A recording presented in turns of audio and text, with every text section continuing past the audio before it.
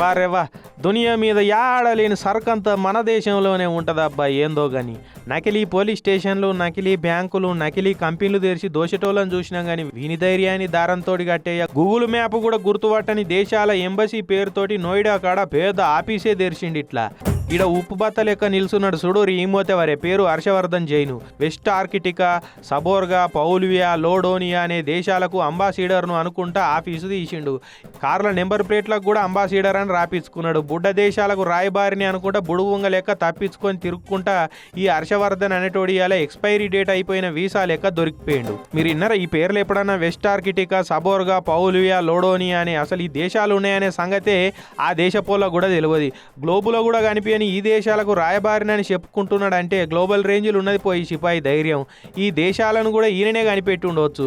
లేకుంటే గూగుల్లో ఏది టైప్ చేస్తే ఏది మంచిగా కనబడితే ఆ పేరు పెట్టుకుని ఎంబసీ తెరిచిండా ఎట్లా?